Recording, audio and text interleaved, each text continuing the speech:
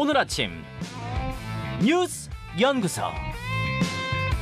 오늘 아침 뉴스의 맥을 짚어드리는 시간 뉴스연구소 두 분의 연구위원 함께합니다. CBS 김광일 기자, 뉴스톱 김준일 수석 에디터 어서 오십시오. 안녕하세요. 예, 첫 뉴스 어디로 갈까요? 나라가 아니라 왼수들. 일제 강제징용 피해자 양금덕 할머니가 어제 국회에서 한 말이죠. 네, 국회 외통위에 나와서 정부 해법에 대해서 분통을 터뜨렸습니다. 그런 일을 생각하면 나라가 아니라 왼수들입니다. 대통령이 뭐이요? 대통령은 옷 벗으라고 하고 싶소. 굶어 죽는 한이 있어도 그런 돈은 안 받을랍니다. 라고 분통을 터뜨렸어요. 그랬고요. 어제 외통위에서 결의안도 채택을 했습니다. 네. 이게 무슨 결의안이었냐면 정부안을 아예 철회하라 이런 결의안이었어요. 아주 이례적인 거였는데, 그러니까 다시 말해서 생각해보면 행정부의 외교 행위를 입법부가 공식적인 수단으로 반대하고 나선 셈이다라고 볼 수가 있겠고, 그리고 지금 앞서 그 행정부의 외교 행위 자체가 애초에 사법부의 판결을 우회하기 위한 거였잖아요. 그렇죠. 뭐 다 따져보면 상권 분립이 아주 제각각 다르게 행사가 됐고, 네. 그 권력 행사가 얼마나 지금 요즘에 혼란하게 이루어지는지를 보여주는 장면이었다고 할 수가 있겠습니다. 아무튼 이 결의안이 민주당 단독으로 의결이 됐어요. 외통위원장이 김태호 이제 국민의힘 의원인데 이제 외통위 열지 말자고 이렇게 거부하니까 민주당 이재정 간사가 아예 위원장석에 앉아서 회의를 진행했고요.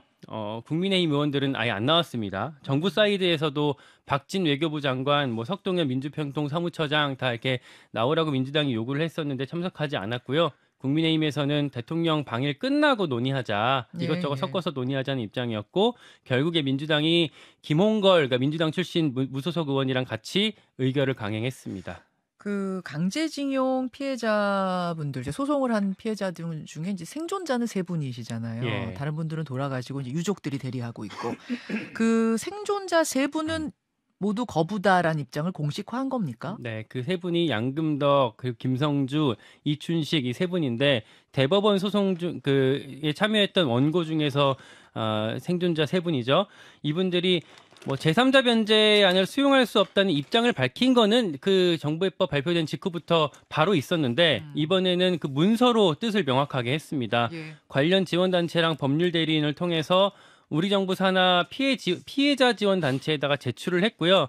이제 요거는 앞으로 소송전을 가게 될 텐데 그거에 대비하기 위한 그 증거 확보 차원이라고 얘기를 하더라고요.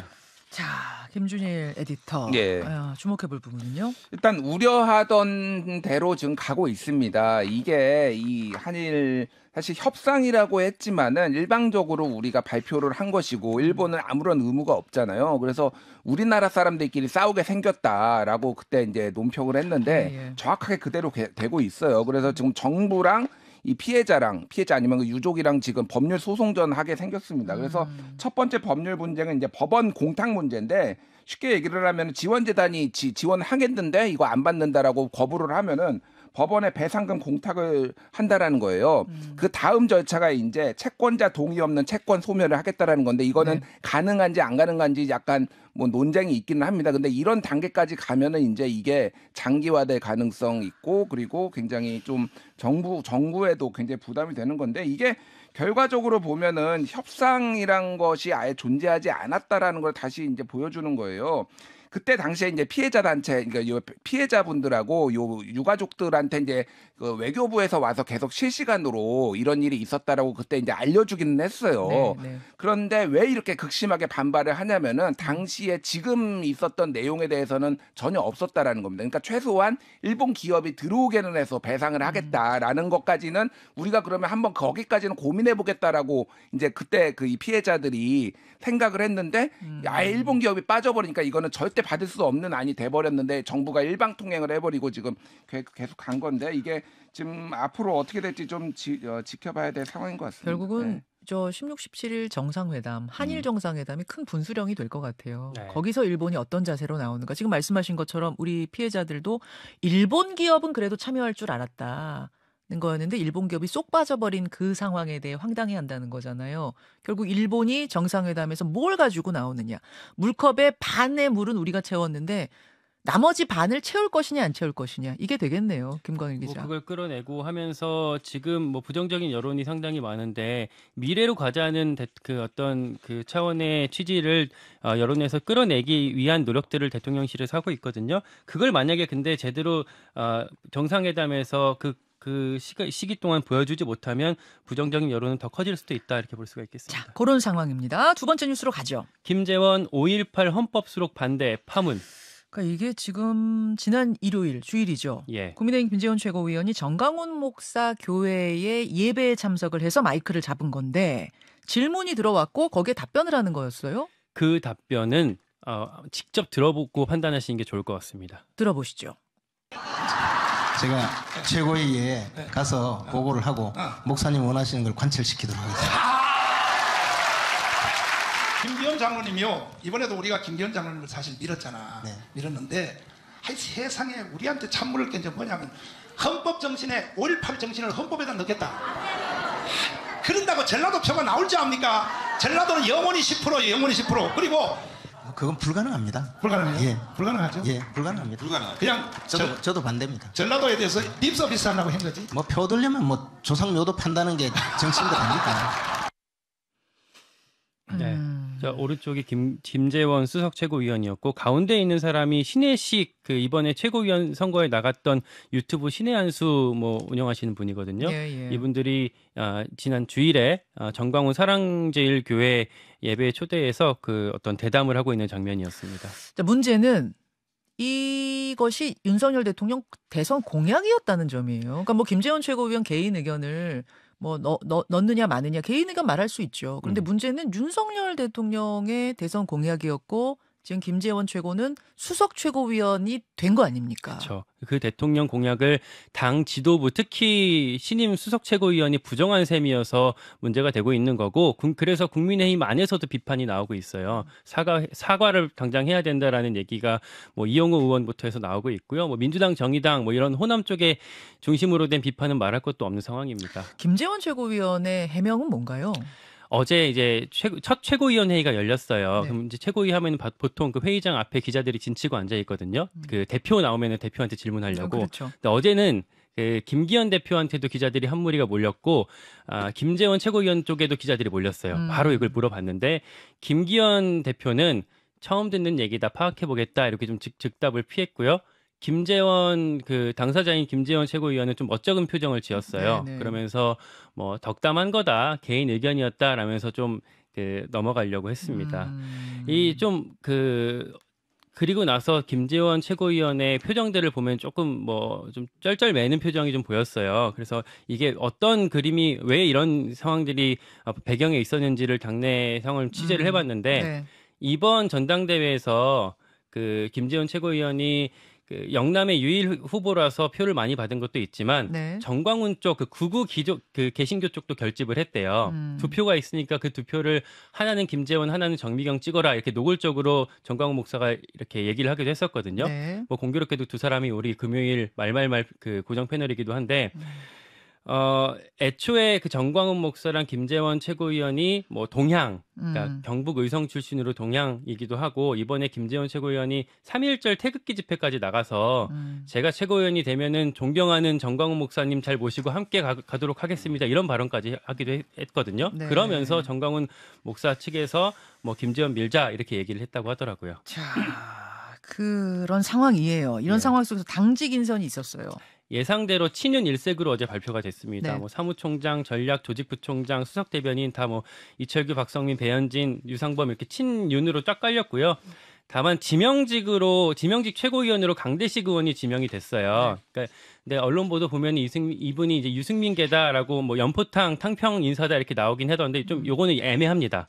그러니까 이분이 원래는 대구 동굴이어서 유승민 지역구 밀려받고 뭐 맞아요. 이번 대선 때도 유승민 캠프에 있긴 했었거든요. 네. 근데 지금은 좀 상황이 달라진 게 지난번에 초선 의원들이 그 나경원 의원 전당대회 나오지 말라고 연판장 돌릴 때 이분이 참여를 했어요.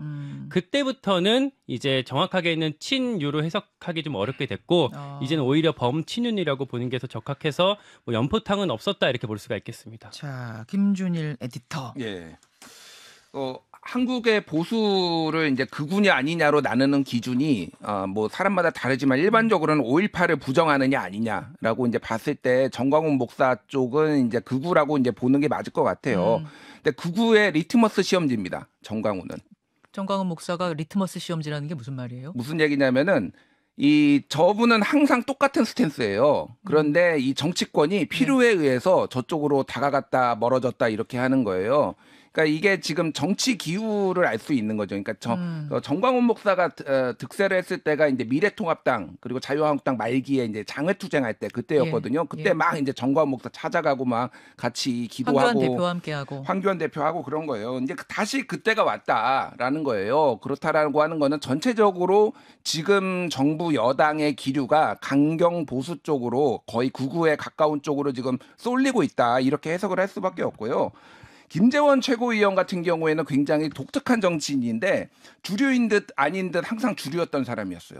그래서 장점이 뭐냐면은 정치 기후를 파악하는데 굉장히 빠르다. 단점은 항상 주류만 양지만 찾는다라는 건데 옛날에 에피소드가 이런 게 있었어요. 친박하고 비박하고 공천을 앞두고 우리 싸우지 말고 꼭 공천해야 될 사람 이렇게 명단 제출해 보자 그러니까 양쪽에서 다 김재원 이름이 나왔다고.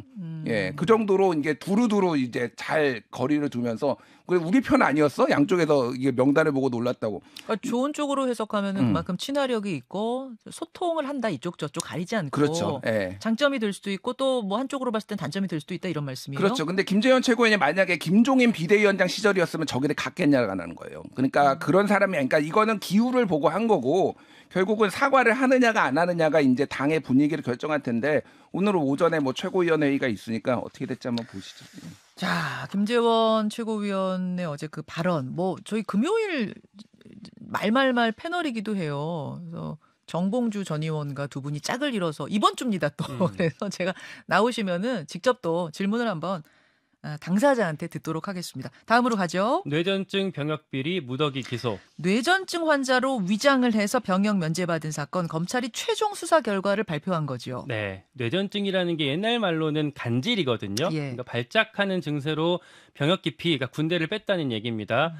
뇌전증이 보통은 MRI로 진단을 하는데 한 30% 정도는 MRI 해도 이상 소견이 안 나온대요. 네. 그래서 이걸 진단하기 위해서 치료 내역이 1년 이상이면 뭐 이렇게 4급 그리고 2년 이상이면 5급 이런 식으로 좀 병역을 좀 뭐 이렇게 해줄 수가 있는데 이런 허점을 노려서 사전에 이 면탈자들이 몇 년 동안 진료 기록을 관리를 했고요. 뭐 발작이 왔다 이런 식으로 119에 신고해서 뭐 어떤 기록을 남기는 방식으로 병역 면탈 그 수법을 이용했다고 합니다. 그러니까 디스크라든지 뭐 어디 뼈 부러진 것처럼 그냥 찍으면 탁 나오는 이런 게 아니라는 거예요. 네. 그럼 장기간 이 사람이 쓰러진 기록 같은 거, 치료받은 기록 이런 게 있어야 되는데 그거를 차근차근 쌓았다는 거잖아요. 가짜로. 그렇죠. 그렇게 위조를 그럼 한 여기에 거고요. 지금 협조한 사람들이 있다는 얘기잖아요. 그렇죠. 그 협조했던 공무원들이나 이제 뭐 한의사 이런 사람들이 이번에 같이 있거니 문제가 됐고요. 예. 그 또 하나 수법이 출근부를 조작하는 문제가 있었어요. 요거는 래퍼 나플라라는 사람이 이제 대표적인데 서초구청 사회복무요원으로 이제 근무를 하고 있었거든요. 네. 네, 출근 안 했는데 출근했다고 그 서류를 조작했고 뭐 우울증 같은 정신질환 때문에 지각이랑 조퇴가 많았다 이렇게 표기를 하면서 뭐 사회복무요원에서 빼려고 했던 과정들이 있었습니다. 사회복무요원에서 빠지려고. 그렇죠. 그러니까 군대 갈 때는 사회복무요원으로 갔는데 그나마 빠지려고. 그렇습니다. 가짜로 또 조작했어요. 네, 그런 식으로 해서 뭐 래퍼 라비, 프로배구 선수 조재성 등등등 해서 검찰이 이번에 137명을 기소를 했습니다. 자, 김준일 에디터 참 네. 씁쓸하네요. 잊을만 하면 터지는 이런 사건. 네, 갈수록 고도화되고 있고 이거를 병무청이 또 이제 뒤늦게 이제 대책을 마련하고 하고 있는데 지금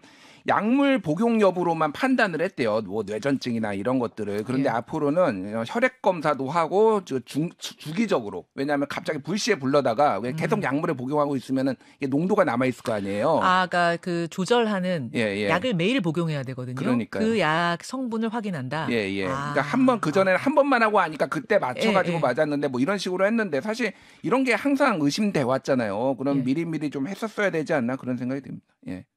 아니 근데 이 사람이 뇌전증으로 병역을 뭐 신청할지 안 할지를 어떻게 알고 그럼 미리 검사를 주기적으로 해요? 아니요, 한번 검사를 한 다음에 네. 만약에 아, 다시 또 한번 오라고 하고, 재검 같이 하고. 하는 거죠. 그래서 VC에 부르는 아. 건데 그것도 뭐 주기적으로 또 먹고 있으면은 이제 어떻게 할 것이냐. 참 이게 막기는 쉽지 않은 그런 상황인데. 왜 참. 이렇게 삽니까? 네. 참 기막힌 노릇인데 이렇게 해서 지금 기소된 사람만 130명. 137명이요, 총. 예. 기소된 사람만.